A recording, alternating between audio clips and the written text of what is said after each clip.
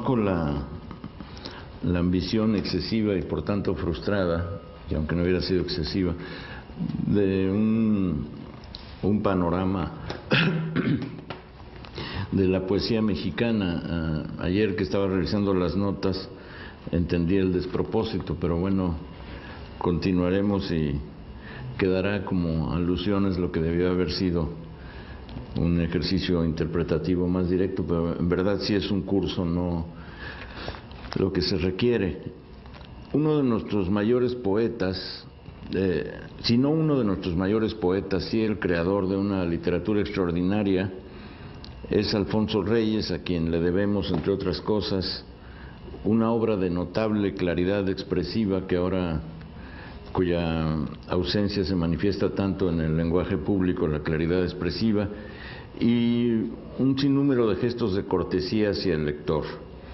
En las primeras décadas del siglo XX, Reyes es la gran novedad, un profesional de las letras, alguien que no impugna sino discierne desde la tradición humanista. Les recomiendo vivamente, supongo que estará en las bibliotecas, la correspondencia entre Reyes y Enrique Sureña. Salió el primer tomo, salió hace unos años.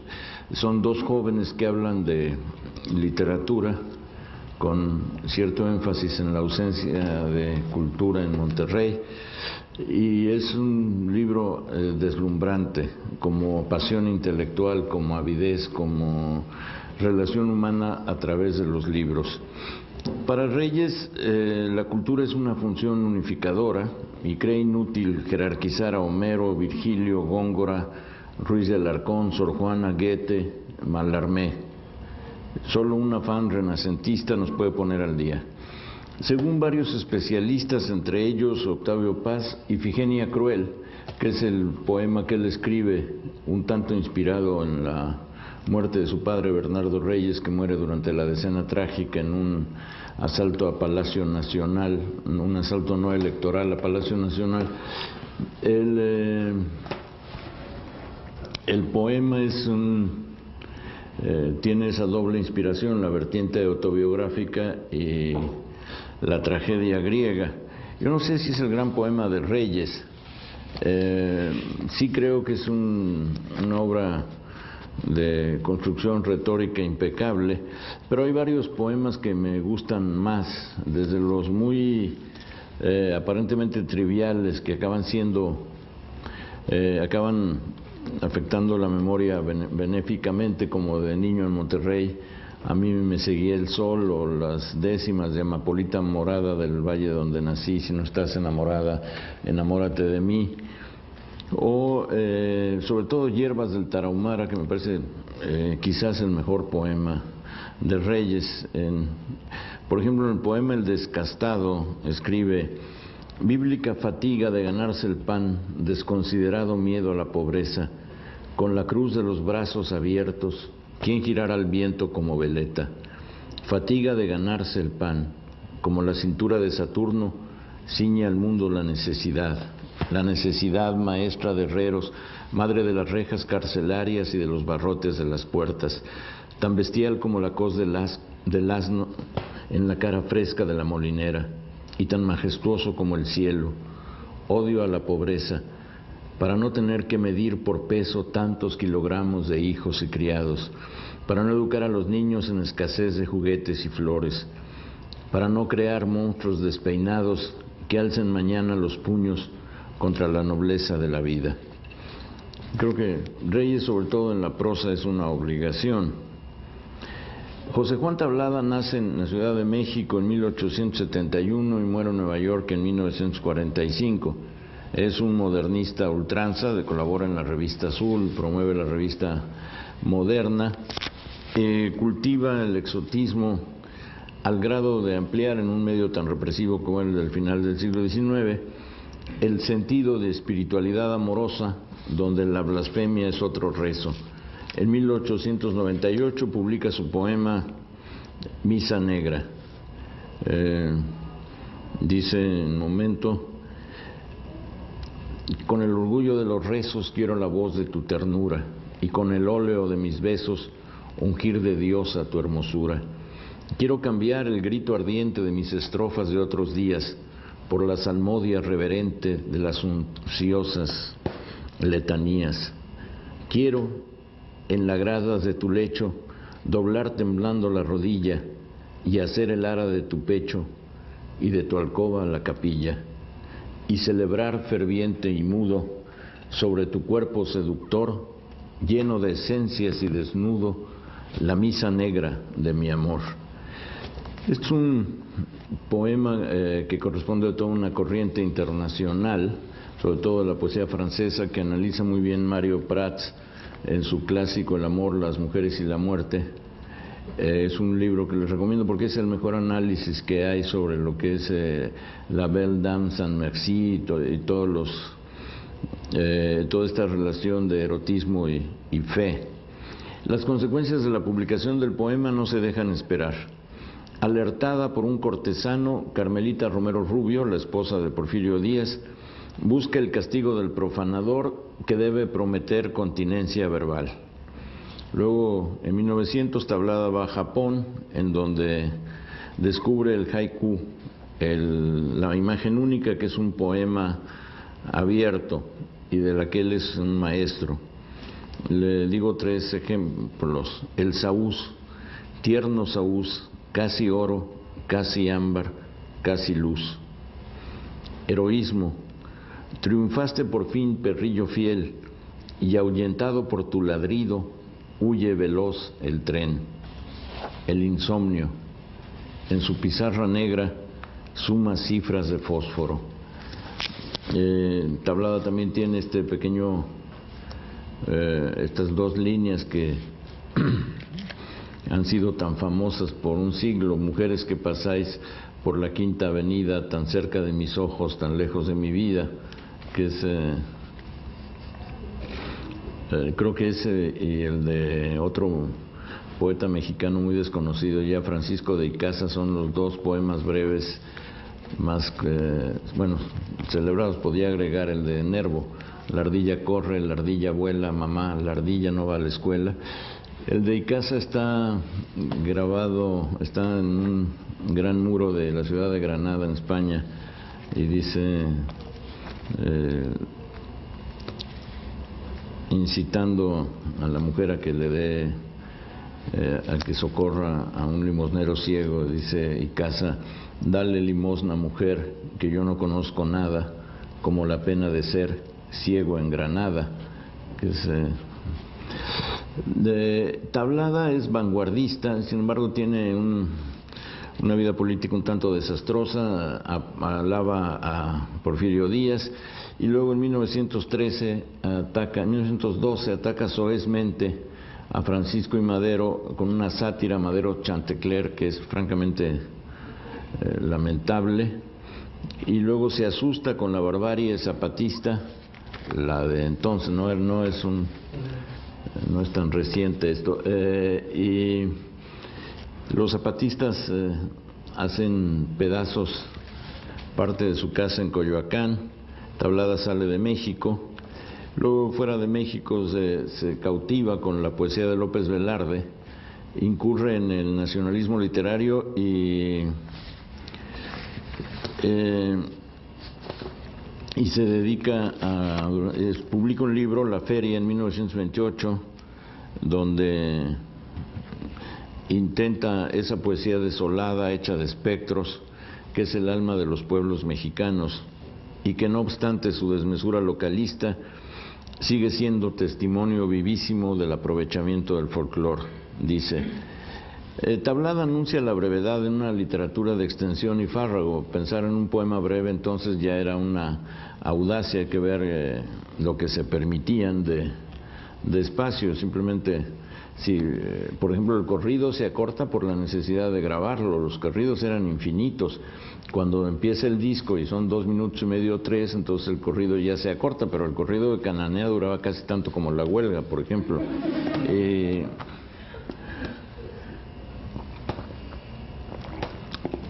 Y así sucesivamente. Y Tablada le da a México su primer poeta vanguardista en el siglo XX.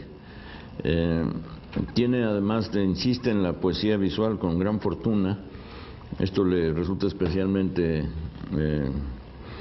estimulante a Octavio Paz, y poemas como Ja, ja, ja y Nocturno Alterno, que sobre el que Paz trabaja, son pruebas de lo que en ese momento es la vanguardia. Es cosmopolita en el mejor sentido, y experimenta y se radicaliza con los poemas ideográficos cuyo sentido le explica López Velarde. Él se deslumbra con López Velarde, incluso escribe un poema, La muerte de este poeta, que tiene una línea también muy recordada: qué triste será la tarde cuando a México regrese sin ver a López Velarde, que a mí me gusta mucho en su sencillez. Le dice a López Velarde: la ideografía tiene, a mi modo de ver, la fuerza de una expresión simultáneamente lírica y gráfica, a reserva de conservar el secular carácter ideofónico. Además, la parte gráfica sustituye ventajosamente la discursiva o explicativa de la antigua poesía, dejando los temas literarios en calidad de poesía pura, como lo quería Mallarmé. Mi preocupación actual es la síntesis, en primer lugar, porque solo sintetizando creo poder expresar la vida moderna en su dinamismo y en su multiplicidad. Esto es también muy notable en ese momento, un poeta vanguardista que pasa por muy diversas formas y que siempre mantiene un nivel de experimentación. El Caballero de la Hierbabuena es un poema que se puso un tanto de moda en la década de los 60. Dice: el erudito habla del pasado y la chica, loca de su cuerpo, del futuro. Un veluario de peces de colores ansía gozar del instante de azogue que le escurre entre las manos. Y estas líneas: en la más sincopada de las rumbas, préndeme tu vacuna, oh marihuana, universalizando el incidente. Mañana en la plazuela nocturna, sombras de caoba y espejos triangulares de ropero de luna. Hace X en mi recuerdo aquel zigzag cubista de la calle del Biombo de Querétaro. Estremece el procaz orgullo de sus ancas elásticas la daifa, ajena al ejemplar candor de sus ojos de camaleón, entre la jaula ultravioleta y profesional de la ojera, mientras que las momias del docto, apenas exhumadas, se hacen polvo. ¿Quién vive?, grita la boca brutal del cuartel. ¿Quién vive? ¿Quién muere? ¿Quién sabe? Un problema también de la lectura de la poesía es como un vocabulario desaparecido, y nos hemos quedado sin una sucesión de contextos. Daifa, en ese momento, prostituta, era una palabra muy conocida, ahora ya quién sabe a qué alude. En la década de los 20, es desde el punto de vista de renovación poética la más importante del siglo XX, sobre todo porque se abandona la poesía rimada, que había sido hasta ese momento fundamental en la retención. Como la poesía era un arte para la memoria, la poesía rimada se prestaba admirablemente, y el momento en que surge la poesía de rima interna, se pierden los asideros acústicos, y eso determina el abandono de una parte del público, una parte considerable del público, del lector de poesía. Es muy fácil memorizar con su escolta de rancheros 10 fornidos guerrilleros, y en su cuaco retozón que la rienda mala placa, Guadalupe la chinaca va a buscar a Pantaleón. Pantaleón es su marido, el gañán más atrevido, con las bestias y en la lid, fastrigueño, ojos de moro y unos músculos de toro y unos ímpetus de cid. Está dado ya para que uno lo memorice, pero luego esto se va abandonando internacionalmente, y es el momento en que hay un cambio. Es un poema de 1921, Revolución. El viento es el apóstol de esta hora interdicta, oh épocas marchitas que sacudieron sus últimos otoños. Barrunta sus recuerdos los horizontes próximos desahuciados de pájaros, y las corolas deshojan su teclado. Sopla el viento absoluto contra la materia cósmica. La música es la propaganda que flota en los balcones y el paisaje despunta en las veletas. Viento, dictadura de hierro que estremece las confederaciones. Oh, las muchedumbres azules y sonoras que suben hasta los corazones. La tarde es un motín sangriento en los suburbios. Árboles harapientos que piden limosna en las ventanas. Las fábricas se abrazan en el incendio del crepúsculo y en el cielo brillante los aviones ejecutan maniobras vesperales. Es la nueva poesía que viene del futurismo de Marinetti, mezclado con el modernismo. En el cielo brillante los aviones es una imagen nueva, pero cuando dicen ejecutan maniobras vesperales interviene el modernismo. Vesperal es una palabra del diccionario modernista.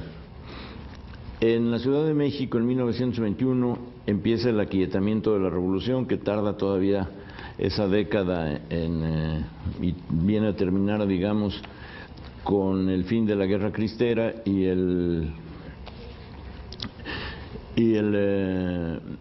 radicalismo que con el sexenio de Lázaro Cárdenas llega a su esplendor y a su agonía. Un miembro del grupo del Ateneo de la Juventud, al que pertenecía Reyes y pertenecía también Martín Luis Guzmán, José Vasconcelos, es primero rector de la Universidad Nacional de México. Él es el que crea el lema "Por mi raza hablará el espíritu", que como ustedes pueden saber es "por mi pueblo hablará aquella gente calificada profesionalmente para hacerlo", que son los estudiantes, los profesionistas. Y luego es secretario de Educación Pública, que se llamaba Instrucción Pública y se transforma en Educación Pública.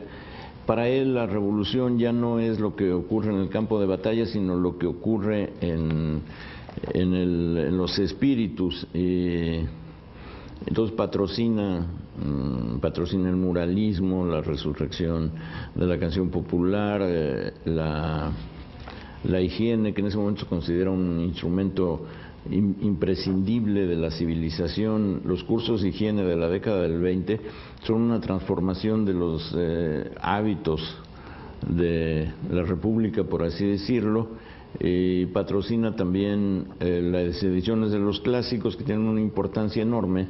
Plotino, Platón,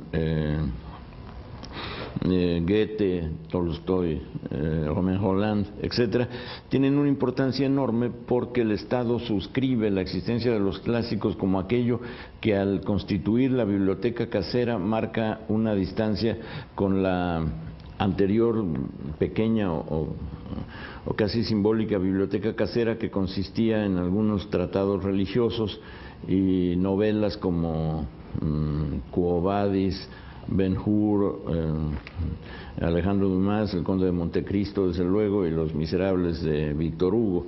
Ahora ya hay otro repertorio propuesto por el Estado. No es que se lea, es que es una propuesta. Tampoco son grandes ediciones, cada una tiene 16,000 ejemplares. La época febril produce sus vanguardias, y el estridentismo, que ya leí un poema, es esa vanguardia. Publican en 1921 su primer manifiesto, que es una colección de frases, algunas muy detonantes, y sobre todo una, "Viva el mole de guajolote y muere el cura Hidalgo", que es sí muy estruendosa, pero el problema es que nadie lee ese manifiesto, entonces nadie se ofende. Y el destino de la vanguardia es muchas veces funcionar solo para las historias literarias, y cuando transcurren pues muy pocos se enteran. Los que se enteran no se afligen porque conocen a los provocadores y no los toman en serio, o los toman en serio, como sea. Es un movimiento que a la distancia es muy importante por la parte plástica. Está Germán Cueto, que es un escultor magnífico, realmente precursor de vanguardia, trabajando con modelos de la escultura negra en México. Leopoldo Méndez, seguramente el mejor grabador de México en el siglo XX, Alba de la Canal, etcétera. Y de los poetas hay dos significativos: Maplesarse, cuyo libro Andamios Interiores es así como el estallido del futurismo mexicano, con un énfasis en el proletariado y la revolución, pero un énfasis diluido por la retórica. Y el otro es Luis Quintanilla, cuyo libro Avión me parece que merece ser leído con más atención. Se reúne en un lugar llamado el Café de Nadie, que también es un hombre atractivo. Uno de los miembros, Arqueles Vela, describe una reunión. Espero que no hayan sido así, pero así, les voy a leer cómo la describe. El café se va llenando con los demás del grupo estridentista, que llegan cada uno con su linterna roja y en la solapa de los trajes el número de sus conquistas diarias. Maplesarse llenó su taza y se sentó junto al desconocido. Hablaron. Maplesarse: he atrapado el motín del crepúsculo. El otro: hay una mujer muerta en cada noche. Maplesarse: yo he visto la ciudad caída sobre las ruinas de la música. El otro: solo nosotros existimos, todos los demás son sombras pegajosas. Así fue como Maplesarse y Arqueles Vela se conocieron. Espero que hayan sido distintas las reuniones, sinceramente. Esto, no, si no hubiera sido un tanto enfático el tono. Los estudiantistas tienen una actividad múltiple durante pocos años: manifiestos, lo del Café de Nadie, la revista Ser de Puebla, la revista Irradiador, que además tipográficamente son una belleza, libros, etcétera, y están muy deslumbrados por el fetichismo de la palabra. Tienen frases como: los asaltabraguetas literarios nada comprenderán de esta nueva belleza sudorosa del siglo, lo cual es una contradicción en términos. Y la belleza sudorosa se disuelve en el alborozo juvenil por los obreros, las máquinas, las fábricas, los telégrafos. Borges escribe una nota sobre Andamios Interiores de Maplesarse, que está en su primer libro, en Inquisiciones, que es muy interesante. En el fondo, Edison y no Marx, Marinetti o Tristán Tzara presiden el entusiasmo por los shocks de las conciencias.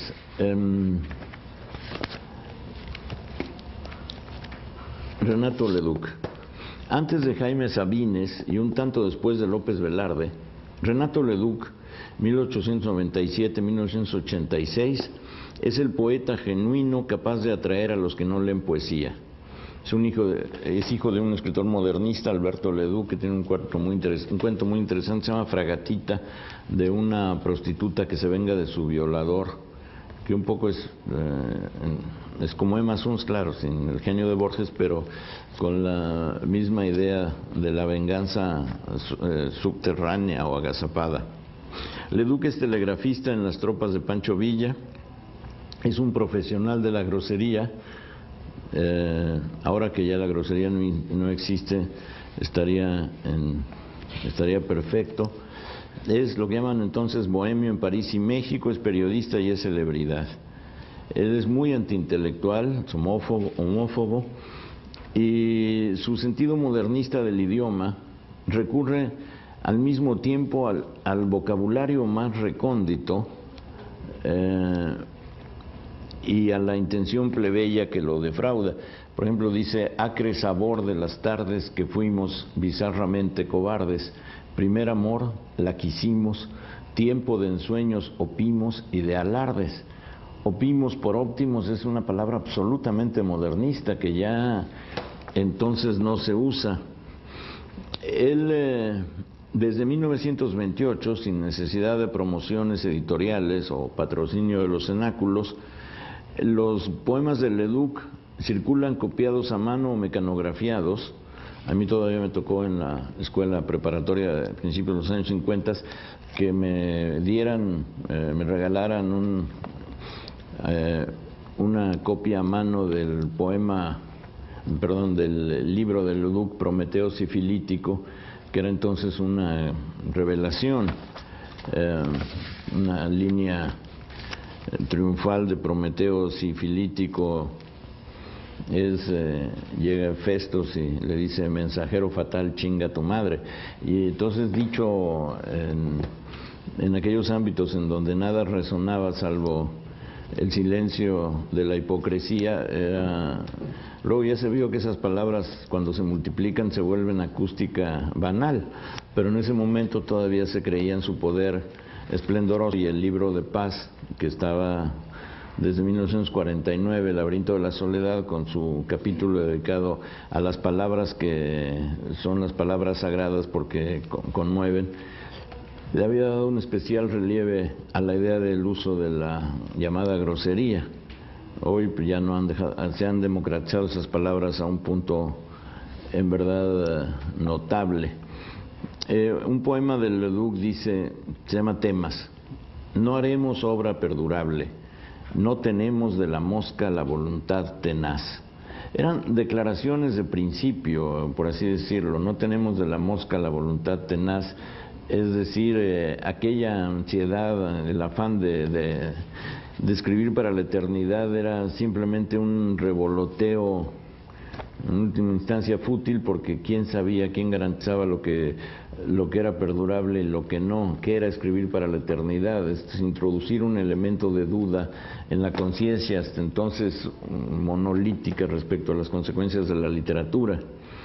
Mientras haya vigor, pasaremos revista a cuanta niña vista y calce regular. El oído ahí ya se usa para el humor. Como Nerón, emperador y mártir de moralistas cursis, coronados de rosas o cualquier otra flor de la estación, miraremos las cosas detrás de una esmeralda de ilusión. Ahí está de nuevo la combinación entre el rechazo de la solemnidad y la adopción del idioma modernista.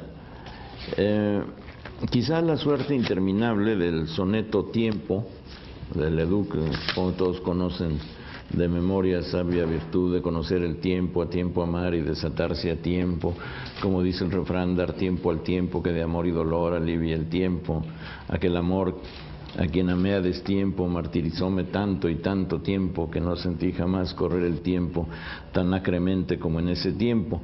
Claro, en la versión de José José y Marco Antonio Muñiz es una cosa, y leída como un tour de force, como un desafío a la idea de la rima, es absolutamente otra. Quizá la suerte interminable del soneto Tiempo tiene algo que ver con la aceptación crítica de la obra de Leduc. Si gusta tanto, no debe ser bueno, parece ser la conclusión. Y él mismo, con su rechazo a ultranza del medio literario, fomentó la incomprensión. Exaltan lo banal. Dice: yo solo soy turiferario en los altares de la santísima trivialidad. Es muy bello, pero quién sabe ya qué es turiferario a estas alturas. Habría que decir guarura para entrar en contacto con lo aludido. Y no ceja de su burla, no ceja en su burla de la solemnidad. Cuando seamos clásicos y la gloriosa juventud nuestros nombres vitupere, si algún intruso a pronunciarlos osa, el oído es perfecto. Luego la defensa interna de Leduc, que es la denigración del arte, lo lleva a combinar el ánimo sardónico con el sincerismo romántico. Cansancio de haber nacido cuando ya todo está hecho, dicho, mirado y oído, la semilla en el barbecho y el sentimiento raído que lleva el hombre en el pecho. Cansancio de todas esas cosas, de las lunas, los azules y las rosas, y de las blondas cabezas, hondo anhelo de asperezas ominosas. Cansancio de haber nacido en este gran siglo empequeñecido, sin pasión torva o celeste, cueste, oh Dios, lo que cueste, mártir mejor o bandido. Leduc transforma la melancolía en gracia, la tristeza en grosería alivianadora, la fábula en pasmo pirotécnico, el erotismo en decepción cachonda y la rima en trampa verbal. Si el caramelo que mi boca chupe será siempre tu nombre, Guadalupe. El humor directo, la maestría en el símil, sustentan la actualidad de esa poesía nutrida en Darío López Velarde y Lugones, y que se niega a las pretensiones del arte eterno y sus elefantes blancos. Como él diría, el símil no es exacto, pero eso es lo de menos. Leo unos versos de Ledoux que han tenido suerte de una fortuna particular. Tiempos en que era Dios omnipotente y el señor don Porfirio presidente, tiempos hay tan lejanos del presente. Cándida fe de mi niñez ingrata, muerta al nacer, en plena colegiata, viendo folgar a un cura y una beata. Ciencia y paciencia que aprendí en la escuela, de la mosca impertérrita que vuela sobre calvas del tiempo de mi abuela. Arte de ver las cosas al soslayo, cantar de madrugada como el gallo, vivir en el invierno como en mayo, y errar desenfadado y al garete, bajo este augurio, lo que usted promete, y en la raíz de indumentaria, un 7. Es un libro de los años 30, Fabulillas de animales y niños y espantos, que tiene además la familiaridad con los temas que estaban dejando de ser prohibidos, pero todavía no se normalizaban, y él es un gran normalizador de lo prohibido, pero siempre desde un paisaje de un sonido absolutamente literario. Novia insolvente, por tus medias rotas vertí de llanto las primeras gotas. En mi recuerdo como corcho flotas, cuando laxa de amor y complacencia, en un cuarto de hotel y en mi presencia, te lavabas el árbol de la ciencia, perdida ya tu condición virgínea, perdón si en actitud antiapolínea besé tus muslos y aflojé la línea, llanto que derramaste amargo llanto, ira, dolor, remordimiento, espanto, lo que perdiste no era para tanto. Tiempos en que era yo adolescente y el señor don Porfirio presidente y Dios nuestro Señor omnipotente. Creo que es un poeta que acaba de publicar el Fondo de Cultura Económica su obra poética reunida, más algunos ejemplos de prosa que son excelentes. Los contemporáneos. De 1928 a 1931 se publica la revista Contemporáneos, que el Fondo de Cultura Económica también republicó estas ediciones cuando hizo toda la serie de revistas, muy útil y muy interesante.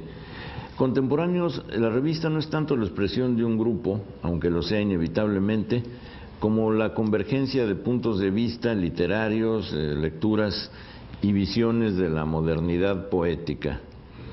Con las diferencias inevitables les importan los mismos autores, los españoles de los siglos de oro, muy en especial Quevedo y Lope, más Sor Juana. Ellos republican a Sor Juana, estudian a Sor Juana. Ortiz de Montellano llama a uno de sus grandes poemas Segundo Sueño. Hay una relación muy fuerte. Los poetas franceses de Baudelaire, Mallarmé y Apollinaire. Proust es uno de los grandes descubrimientos de ese momento, no solo porque lo que significa de una revelación de la subjetividad moderna a través de la introspección, sino por un mundo tan unificado. Gide, que les da la idea de la elección moral. Juan Ramón Jiménez, que es un poeta en ese momento como de lectura obligatoria, cuando dice la poesía vino primero pura, vestida de inocencia, o Platero y yo, que es un libro que en la primera mitad del siglo XX es como obligatorio. Platero es pequeño, peludo, suave, tan blando por fuera que se diría vestido de algodón. Luego Cocteau, que es un dramaturgo en ese momento y un poeta, y T.S. Eliot, La tierra baldía de Wasteland, es el poema, yo creo, definitorio de toda la poesía internacional en el siglo XX. Tienen los contemporáneos, generan una atmósfera cultural donde están músicos, Carlos Chávez, desde luego, pintores, Rufino Tamayo, Manuel Rodríguez Lozano, Agustín Lazo y algunos otros escritores, pero en la historia literaria, por los méritos que se les concede, quedan como contemporáneos 9 poetas. Bernardo Ortiz de Montellano, que nace en 1899 y muere en 1949. Enrique González Rojo, que nace en 1899 y 1939. Carlos Pellicer, que nace en 1899 y muere en 1977. José Gorostiza, de 1901-1973, ahora cumple el centenario el 10 de noviembre. Jaime Torres Bodet, de 1902, nace en 1902, muere en 1974. Javier Villaurrutia, nace en 1903 y muere en 1950. Jorge Cuesta, nace en 1903 y muere en 1942. Gilberto Owen, 1904-1952. Y Salvador Novo, 1904-1974. Villaurrutia los llama el grupo sin grupo, pero creo que sí son un grupo en el sentido más estricto, se reúnen con frecuencia, leen los mismos autores, tienen los mismos enemigos y adversarios y la misma pasión por el descubrimiento literario. De ellos 3 se dedican al periodismo, Villaurrutia, Cuesta y Novo, aunque Cuesta también trabaja como químico, y todos menos Cuesta se incorporan a la burocracia gubernamental.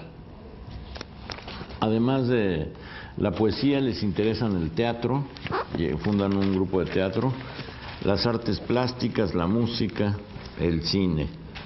Fundan el primer cineclub que hubo en México y son en este sentido muy modernos, muy intencionadamente modernos, con la idea de que la modernidad es algo que distancia de un pasado provinciano. La única manera de ser cosmopolita, en ese momento la palabra no está desprestigiada, la única manera de ser cosmopolita es alejarse del provincianismo. La provincia les resulta el término como trampa o como Senegal. Tienen un empeño común, la poesía pura, que viene de Mallarmé, pero que recogen varios autores, y por poesía pura entienden lo desprovisto en lo posible de referencias políticas, sociales, morales, lo más distante de la prédica, del sermón de parroquia. Ellos habrían suscrito la tesis del poeta francés Paul Valéry en el sujeto de Adonis, el tema de Adonis. Dice Valéry: el verso trabajado es el arte de un escéptico profundo. Presupone una libertad extraordinaria del conjunto de nuestras ideas y sensaciones. O sea, libertad extraordinaria del conjunto de nuestras ideas y sensaciones, es decir, no fijarnos en lo que sabemos, sino descubrir a través de la metáfora lo que ignoramos. Usar a la metáfora como método de conocimiento, como experimento, como laboratorio, como recorrido que va de las impresiones a la página a través de una aventura verbal intelectual. Los dioses en su benevolencia nos regalan la primera línea de un poema gratis, pero nos toca a nosotros darle forma a la segunda, que debe estar acorde con la primera y no desmerecer de su ancestro sobrenatural. Llamar a Dios el ancestro sobrenatural me parece bellísimo. Todos los recursos de la experiencia y de la mente no llegan a compararse con la línea que fue un regalo. Esta es la idea de Valéry. Entonces hay que suponer que, por ejemplo, en el canto a un dios mineral de Cuesta, cuando dice: capto la seña de una mano y veo que hay una libertad en mi deseo. Para ellos siempre esa primera línea es un regalo, lleno de mí sitiado en mi epidermis de muerte sin fin. Ortiz de Montellano tiene 2 insistencias marcadas por la presencia inaugural del freudismo en México. Yo creo que los libros de Freud empiezan a circular en América Latina y en México en 1923, 1924, vienen de España. Y es una revolución cultural que no se ha advertido así, pero que tiene resonancias profundas porque le agrega a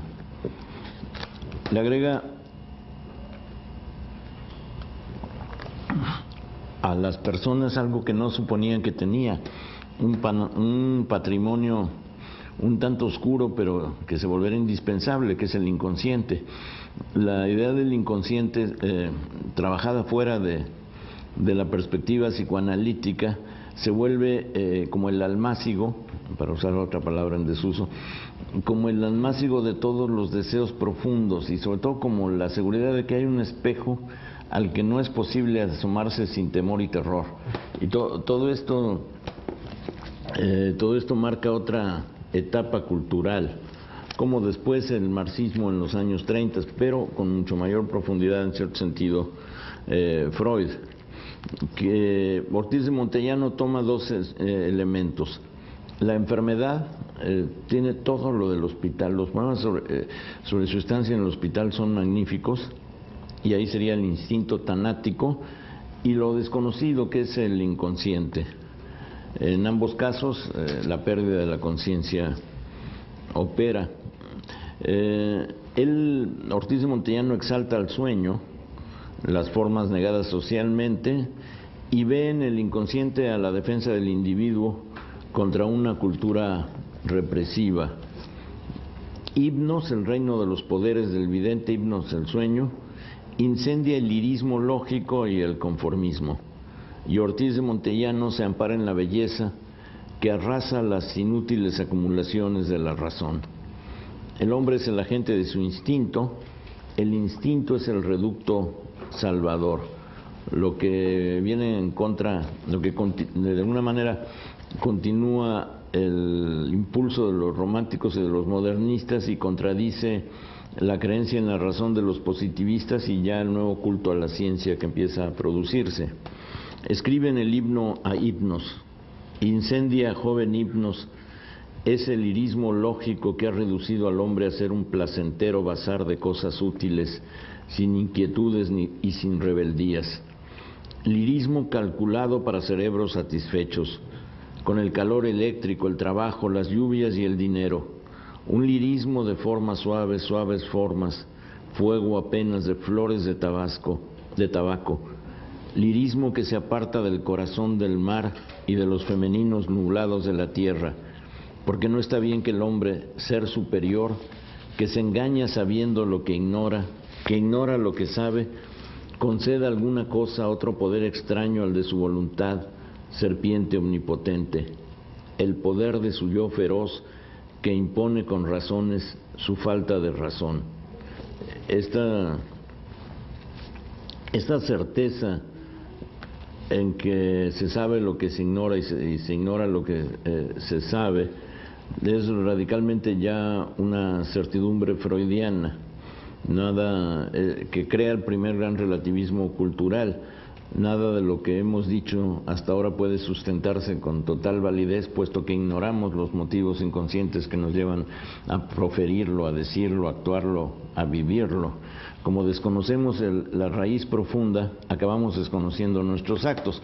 Estoy, por supuesto, simplificando, pero esto sería un tanto el entramado de la primera difusión de Freud, en especial de algunos de sus casos, como lo de Dora, y la psicopatología de la vida cotidiana, y luego el malestar de la cultura.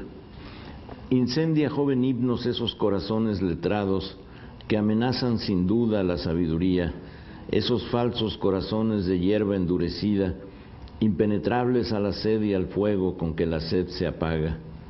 Quema sus fábricas de verbos, la maquinaria de su pensamiento y de sus acciones, ajenos a los ritmos de amor indescifrados. Afina sus sentidos de mariposas torpes, haz profunda en sus pechos la conciencia del ala de la muerte que llevamos. Destruye las anémonas de su sangre cuando se conformen, no más, con superficies y con cantidades.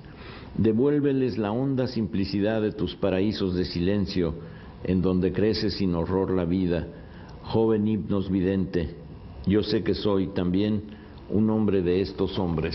Es decir, aquí la autocrítica y la crítica de su grupo, estos corazones letrados que amenazan sin duda la sabiduría y que se han fortalecido tanto en la lectura y el conocimiento de una tradición, que se han olvidado del instinto, que es el que en última instancia clarifica también como el inconsciente todas las acciones. Hay dos poetas de este grupo que no me resultan tan extraordinarios. Uno de ellos, Jorge Cuesta, es sin duda la mayor inteligencia de esa etapa, y sus ensayos, sus notas, artículos, que están recogidos en 2 volúmenes junto con la poesía, son indispensables para entender un proceso de pensamiento que se corta porque no encuentra los estímulos, la atención, el diálogo que hubiera requerido para manifestarse. Muere muy joven. Cité el principio de Canto un Dios mineral, que vendría a ser su gran poema. Capto la seña de una mano y veo que hay una libertad en mi deseo. El otro poeta es Jaime Torres Bodet, que creo que el tiempo ha sido inmisericordia con él, si por tiempo entendemos la tensión de lectura y la caducidad de su retórica. Ya no, una poesía absolutamente declamatoria, novelas que no resistieron el paso del tiempo, ensayos que se han ido enmoheciendo y memorias que son un tanto previsibles. En el primer libro, Tiempo de Arena, tiene 5 o 6 años de edad Torres Bodet y pasea con sus padres por la playa de Mazatlán. Los padres lo toman de la mano y entonces él dice, no cito de memoria, pero es más o menos el sentido, dice que paseando esa noche, viendo el cielo estrellado de Mazatlán y sintiendo el rumor marino, comprendí la gran responsabilidad del hombre para con sus semejantes. Y bueno, si a los 6 años uno paseando en la playa de Mazatlán comprende la gran responsabilidad del hombre para con sus semejantes, pues será indudablemente el director de la UNESCO. Luego tiene, la poesía es el más conocido de sus poemas, un hombre muere en mí siempre que un hombre muere en cualquier lugar, asesinado por el miedo y la prisa de otros hombres. Un hombre que pudo ser más que un hombre. Retórica pura de principio a fin para recitarse en festivales.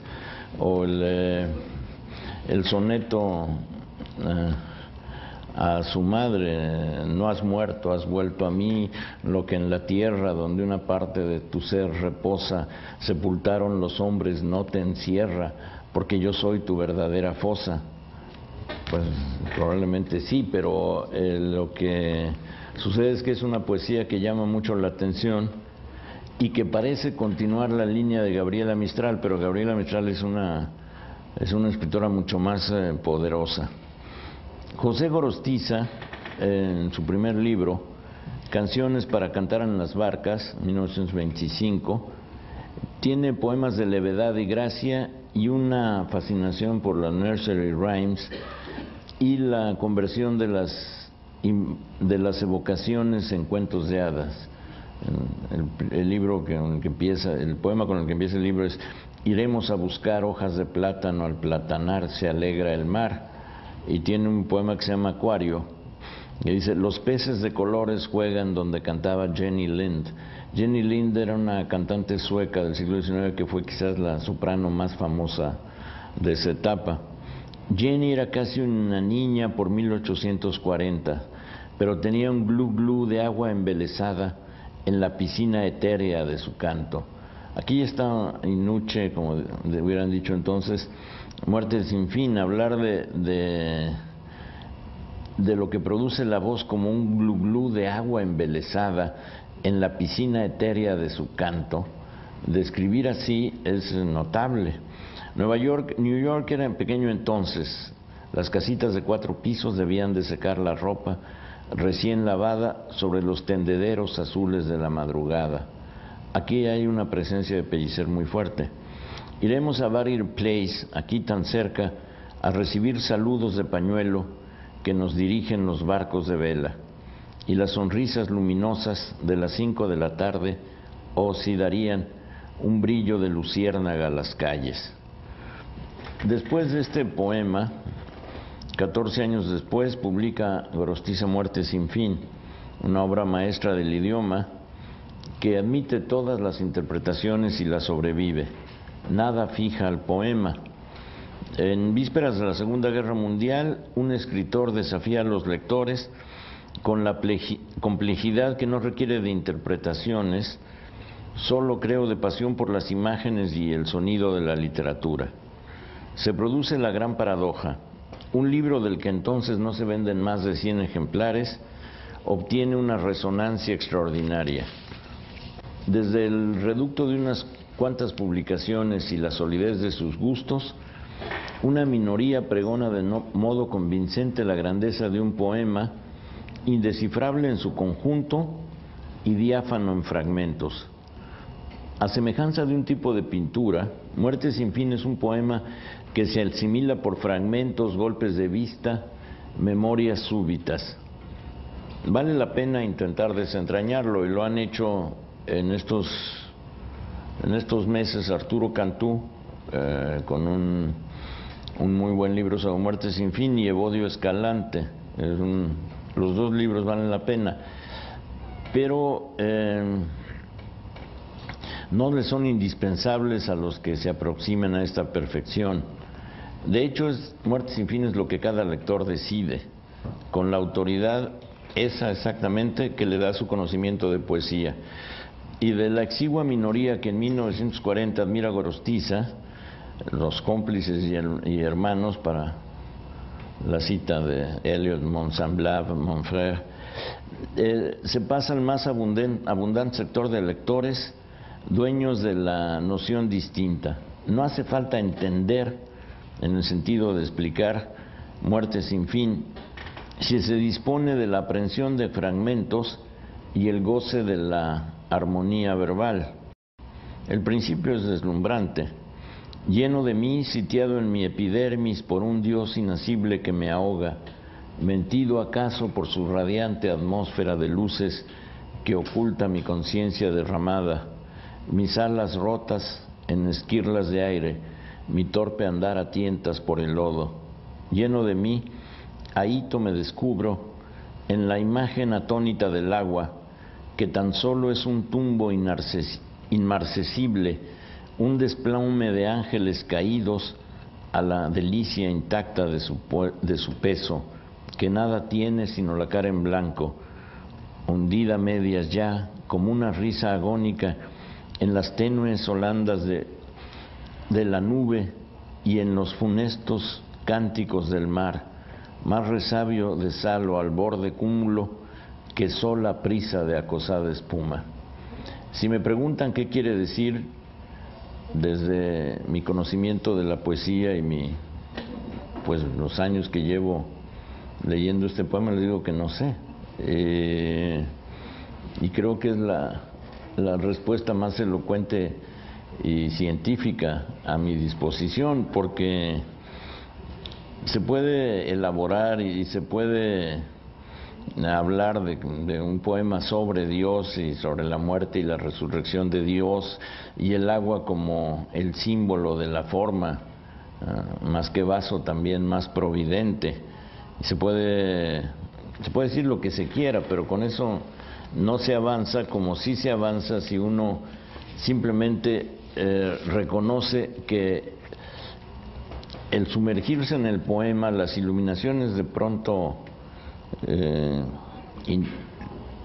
que de pronto suceden, es lo que se necesita, o inteligencia, páramo de espejos, o cuando dice inteligencia, soledad en llamas que todo lo consume sin crearlo.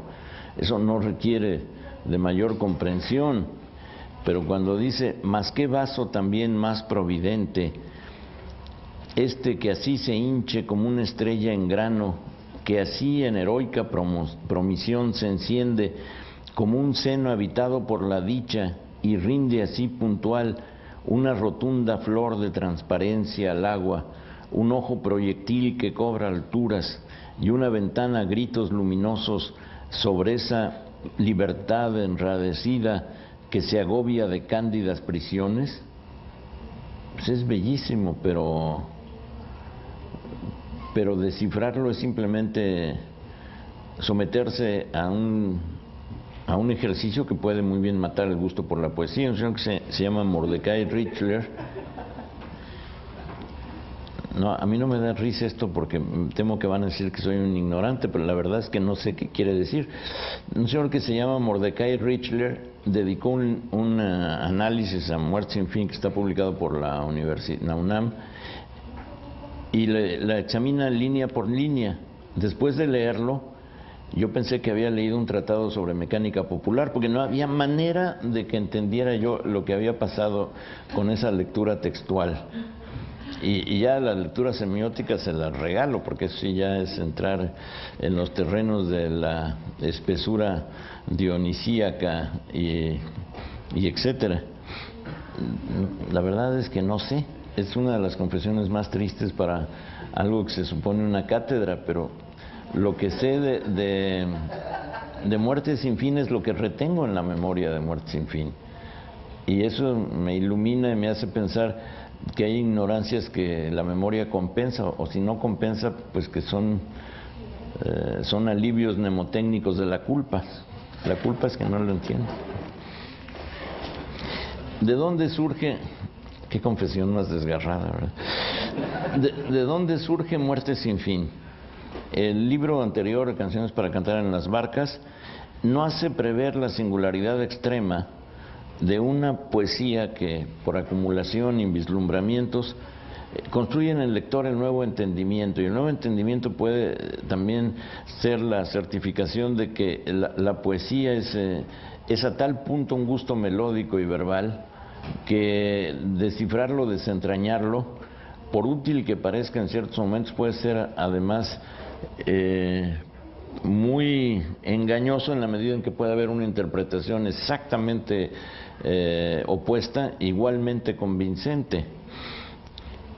Es el asedio a lo sagrado, a él, el diálogo con lo inacible, la forma, el agua, la materia que se interroga a sí misma,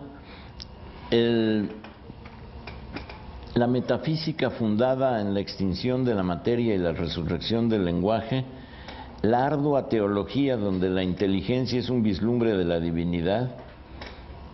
Puede ser, cito a San Pablo, en la epístola de los Corintios, ahora vemos como por espejo, es el 13, ¿no? Ahora vemos por espejo en la oscuridad, mas entonces le veremos cara a cara. Yo ahora lo leo por espejo, Muerte sin fin. Y me rindo a su deslumbrante sistema metafórico, su perfección prosódica, su ritmo. El poeta entrega su sabiduría y sus intuiciones y el lector extrae en la relectura las recompensas. Las interpretaciones se aquietan y el poema prosigue con su vértigo de imágenes y su sonido ya clásico, listo para la interpretación siguiente y renacido en la próxima lectura. Como Valéry, Gorostiza habría declarado su simpatía por aquellos amantes de la poesía que veneran a la diosa con la suficiente lucidez como para dedicarle el ahorro de sus pensamientos y el relajamiento de su razón. Cito el final. Tan quien es el diablo, hay una ciega alegría, un hambre de consumir el aire puro que se respira, la boca, el ojo, la mano, estas pungentes cosquillas de disfrutarnos entero en solo un golpe de risa. Ay, esta muerte insultante, precoz, que nos asesina a distancia desde el gusto que tomamos en morirla, por una taza de té, por una apenas caricia. Tan quien es el diablo, es una muerte de hormigas incansables que pululan, oh Dios, sobre tus astillas. Imagínense qué son las astillas de Dios. Lo que ustedes quieran, lo que yo quieran, lo que el próximo lector decida. ¿De qué manera hay de juzgar desde la ciencia literaria las astillas de Dios? El diablo es una muerte de hormigas incansables que pululan, oh Dios, sobre tus astillas, que acaso te han muerto allá, siglos de edades arriba, sin advertirlo nosotros, migajas, borra, ceniza, cenizas de ti que sigues presente, como una estrella mentida por su sola luz, por una luz sin estrella vacía, que llega al mundo escondiendo su catástrofe infinita. Y los versos finales, baile. Desde mis ojos insomnes, mi muerte me está acechando, me acecha así, me enamora con su ojo lánguido. Anda, putilla del rubor helado, anda, vámonos al diablo. Creo que les dejo a ustedes la interpretación que será seguramente la correcta y hagamos ahora una pausa virtual.